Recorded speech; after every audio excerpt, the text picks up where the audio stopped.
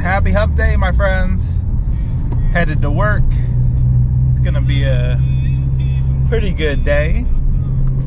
Traffic's clear today, so gonna be about 10 minutes early. I opened my office at 8:30, so should be a pretty good day. It's been a pretty good month so far. Just working and kind of getting through the holiday season. Now I think everything's just kind of getting back to normal.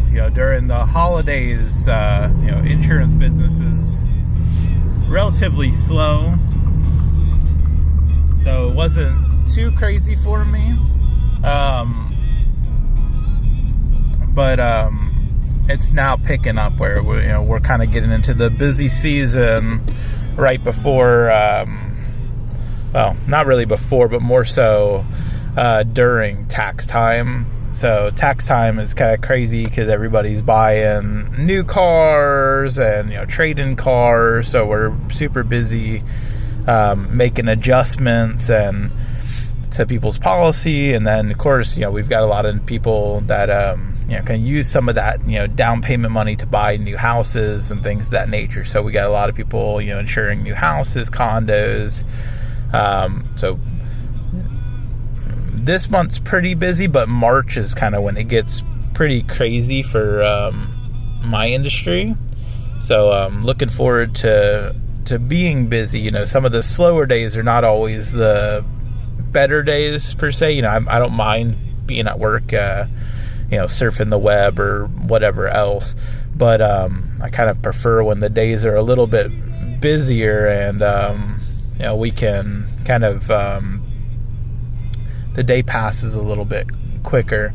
But yeah, things are going well. Like I said, I'm pretty stoked. I just finished getting the top mount intercooler ordered.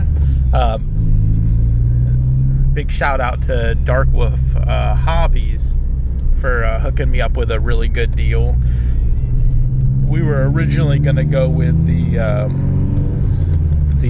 Burger Motorsports top mount and charge pipe, but I guess they didn't have enough interest in the product, so it's either not coming out or it's going to be super delayed. Pretty much they told me just don't count on it. So I kind of figured I'd go a different route.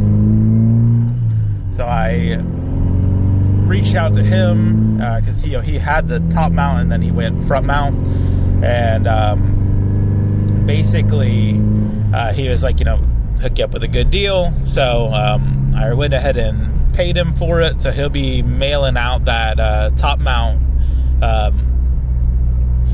from California Friday, which is pretty cool. So I probably should have that in the next, I would imagine the next week or two. And once I do, we'll get the Dremel out, and because you got to cut away a little bit of like the plastic shrouding on the of the engine cover to be able to fit the top mount because it's so big. So we'll be able to get the top mount installed, and then we'll get.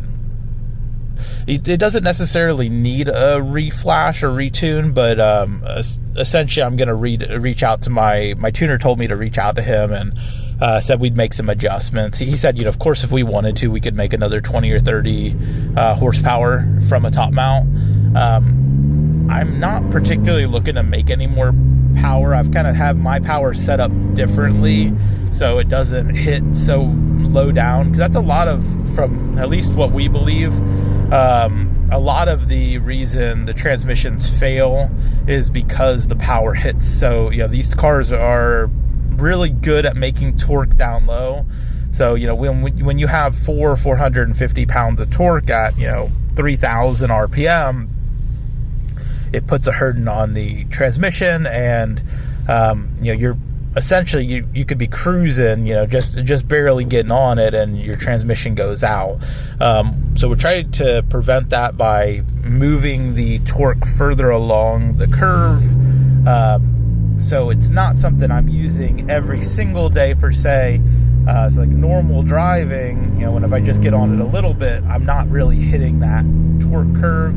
And then of course we extended the red line, so it's almost the same situation. We have torque coming in a little bit later, and then going all the way until 7,000. And even at 7,000, I'm still pushing 20 pounds of boost.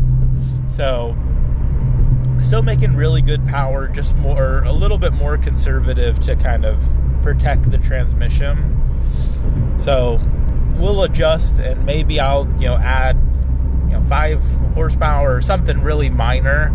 I think naturally it's going to pick up a little bit of power just because of more, a little bit of more airflow. But you're also considering that it's not going to be as susceptible to, you're still going to get heat soak, but it's not going to be as susceptible to heat soak. Should do a better job at preventing that and cooling. Again, this is a daily car. This isn't necessarily a track car. So for me and what I'm going for, I just don't need to spend $2,000 on a front mount intercooler. It's just for my power goals, it's super unnecessary. I don't particularly think I'm ever going to go big turbo. Now that could change, but I've been at this power limit for a while now, and I'm extremely happy. I'm very happy with the 93 Protune, and then this right now is the E50 map. And on the E50 map, I'm thrilled. Like this is the type of power it puts you back in your seat, and you're like, holy cow, that's like, that feels really good. So I'm super thrilled about it, and I'm happy where I'm at, and I'm hoping to just continue on with that and keep it going. I'm planning on doing some other things mod wise. Potentially, I wasn't planning on it initially, but maybe some suspension. I like the ride height, the stock ride height. I know I'm weird, but I know that the ride quality isn't the best. So maybe getting coilovers to improve the ride quality, not necessarily to give it, not necessarily to lower the car. That's something on my mind. The other thing is going to be when these tires, and mind you, I don't drive very much. I don't even have 10,000 miles on the car yet, and I've had it over 2 years. But when the tires are ready to be changed, I'm planning on, I believe I'm going to get the Michelin Pilot Sports, and I'll do that. They're just kind of nice comfort mods. On my other car, the Forester, I plan on getting a cargo carrier. So kind of a mix of both of those cars, and just doing minor things here and there. But all in for, I won't say a small amount of money, but I haven't spent an extreme amount of money either. So for the amount of money I've spent, I'm extremely pleased with the power that we've made, and the car just feels awesome. Like that was second gear. Then you see, I'm freaking losing traction in second gear. I know that people said, oh, it doesn't lose traction in second gear. Yeah, it does. It blows the tires off of second gear. So yeah, the car's got some serious power, and it feels awesome. It's not cold out here. It's not The ground's not wet or anything like that.